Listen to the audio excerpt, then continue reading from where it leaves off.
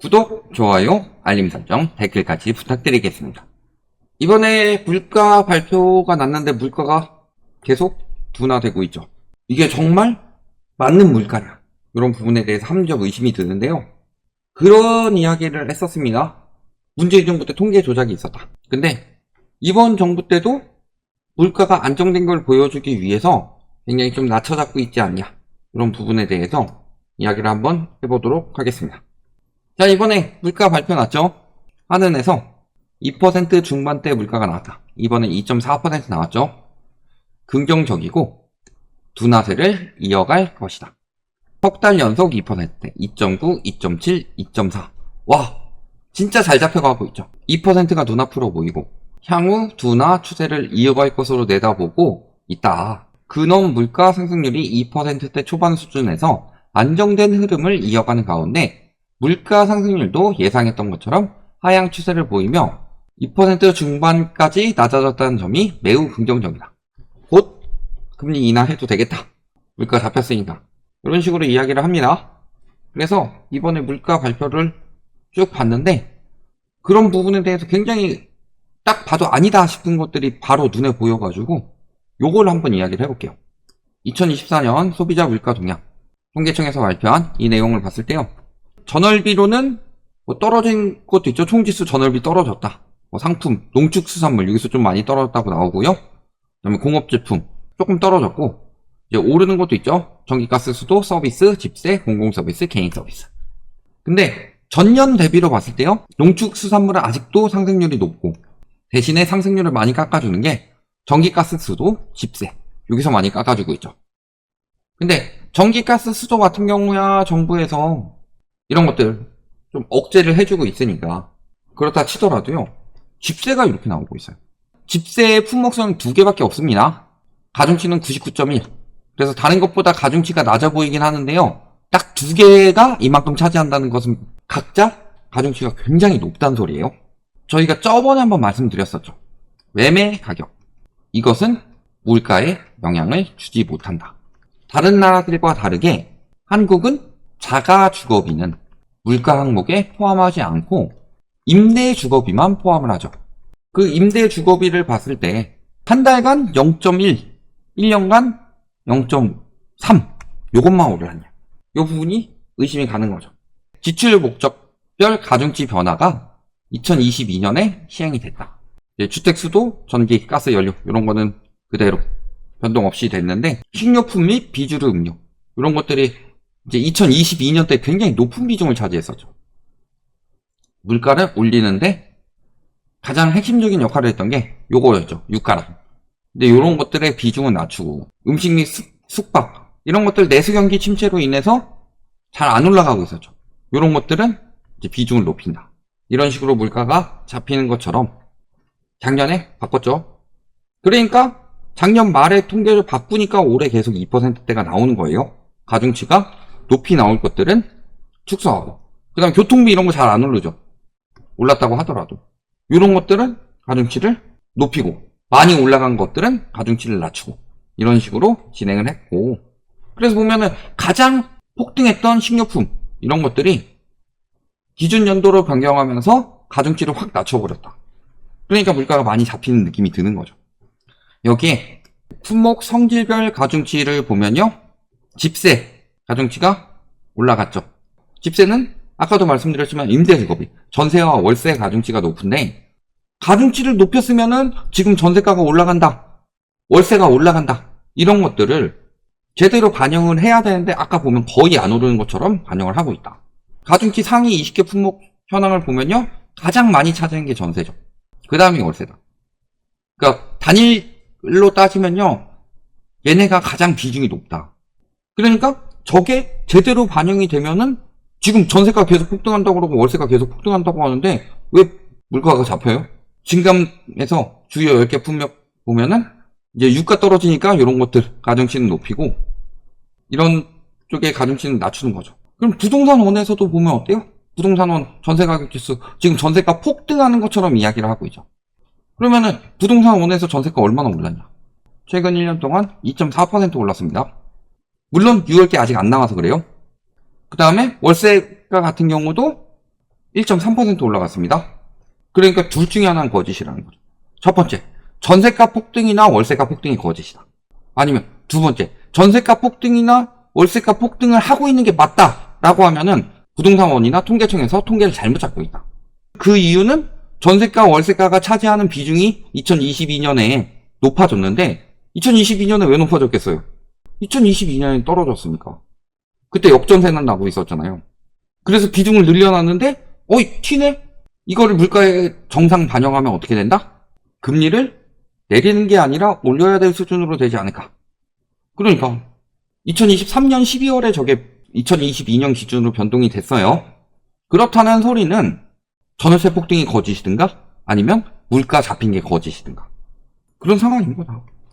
그리고 농축 수산물 이런 것들 전월 대비로 11%나 떨어졌다.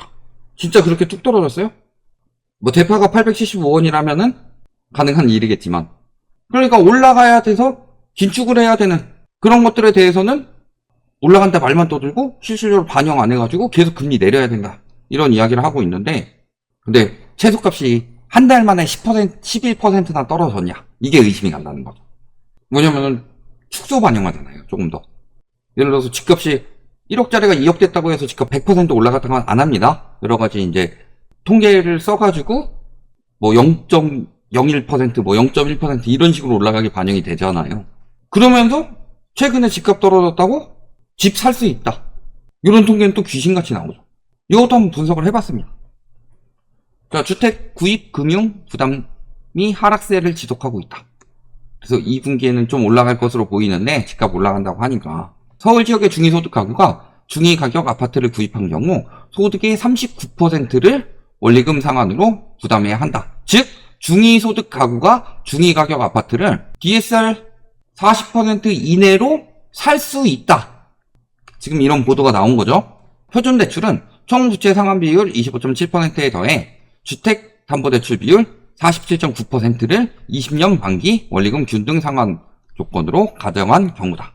자, 그래서 주택 구입 부담지수를 한번 봤어요. 요 부담지수 자체도 굉장히 문제가 있죠. 자, 2023년 2분기부터 무슨 이야기 했어요? 특례 보금자리론으로 주택 시장이 살아난다. 근데 23년 2분기, 3분기, 4분기, 24년 1분기까지 24년 1분기에도 또 신생아 특례로 집값 올라간다고 그랬었죠. 요때 4분기는 요때는 좀 떨어졌다고 하더라도 구입 부담 지수가 계속 줄어들고 있다. 임의로 낮추고 있는 것처럼 보인다. 요 부분을 보시면은 지금 24년 1분기 소득이 630.4만 원이 나왔습니다. 소득을 굉장히 높게 잡은 거예요. 1년간 7.7%가 상승한 소득이 적용이 됐다. 23년 1분기 585만 4천 원에서 630만 4천 원으로 가구 소득을 확 올려버린 거죠. 그러니까 돈을 많이 벌면 부담 지수가 낮아질 수밖에 없습니다. 근데 여기서 잡은 이 통계도 굉장히 높다. 저희가 저번에 KB 통계에 대해서 이야기했죠. KB에서 소득이 너무 빨리 올라간다. 특히 지금 실질 소득이 오히려 감소하고 있다고 그랬죠. 근데 실질 소득이 감소하는데 물가 몇 프로 올랐어요, 지금? 아까 물가 몇 프로 올랐다고 그래요, 한은에서. 2.4% 올랐다고 그랬죠. 물가가 2.4% 오르는데 실질 소득이 더 감소했다는 소리는 명목 소득이 2.4%도 안 올라갔다는 소리예요. 물론 지금이 아니고 뭐 전달, 전전달이라고 하더라도 3%도 안 올라갔다는 소리예요. 근데 7.7%나 상승하도록 반영이 되어 있다. 근데 KB도 마찬가지예요. KB도 굉장히 높게 나오는데 KB보다 더 오버해서 반응한 거. 왜냐면 이거는 전국 소득이에요. 주택 금융 통계 시스템에서 아까 주택 구입 부담 지수가 나왔으니까 여기에서 서울 중위소득으로 서울 중위가격의 아파트를 살 수 있냐라고 했는데 서울의 중위소득도 서울의 중위가격도 나오지 않았어요. 그래서 하는 수 없이 KB 가서 서울의 중위소득을 뽑았는데 1분기 서울 소득이 639만 원입니다. 근데 전국이 630만 원이 맞아요? 서울에선 기본적으로 월 한 640만 원 정도는 받아요? 중위가격 9억 5,333만 원 1.2% 정도 하락했는데 여기도 굉장히 높게 책정했다고 그랬어요. 6.5%나 상승할 정도로.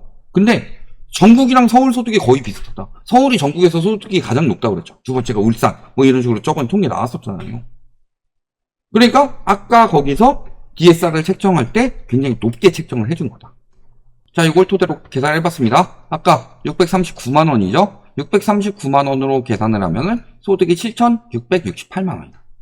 연. 연봉 7,500 정도는 서울에서 줄 세워놓으면 가운데 가구가 저 정도 번다는 소리죠. 자, 그리고 아까 이야기했는데 금리 3.9% 적용했습니다. 아까 그 통계에서. 그 다음에 DSR 39%라고 나왔지만 엄밀하게 말하면 38.8%면 집 살 수 있다고 그랬어요. 그러면 LTV 47.9%였죠. 상환기간 20년. 그러면은 주담대를 얼마까지 받을 수 있다? 4억. 주담대 4억 받아가지고 서울의 중위 9억 5천 333만원. 요것도 소득 굉장히 높여 잡아준 거예요. 그리고 LTV 47.9%라는 것은 대출 작게 잡고 자기 자본이 굉장히 많다고 가정을 한 겁니다. 아까 소득에 따른 대출만 가지고 이야기를 했죠. 그럼 나머지 50% 이상은 자기 자본으로 기본으로 가지고 있다는 소리예요. 그래도 요거 살 수 있어요. 이 소득으로 모아서. 자, 그럼 자기 자본 LTV 요거 맞춰서 계산하면 자기 자본 4억 4천.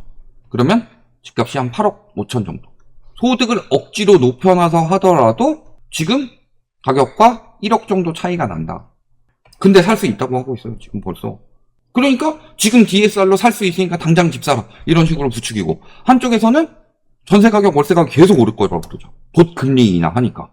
근데 전세 가격, 월세 가격이 계속 오르면은 물가에 반영이 되는데 물가에서는 전세 가격, 월세 가격이 얼마 안 올랐다. 전세 가격, 월세 가격이 얼마 안 올라서 물가가 낮아졌으니까 금리를 내려야 된다. 근데 전세 가격, 월세 가격이 폭등하고 있고 금리를 내릴 거니까 전세 가격, 월세 가격이 폭등할 것이다. 본인이 얘기하고도 뭔 얘기인지 모르겠지. 이게 말이 안 되는 소리다. 이런 통계를 지금 믿으라고 하고 있는 거예요. 이런 부분 잘 생각해 보시면은 통계가 조작이 되고 있다. 통계가 조작이 되고 있으면은 실질적으로 물가 잡혔다고 해가지고 금리 내리고서 실질 물가는 계속 올라가요. 우리나라는 지옥에 빠지겠죠. 거기에 GDP도 곧 무너질 상황입니다. 그러면 집값이 올라갈까요? 전세가, 월세가 계속 올라갈까요?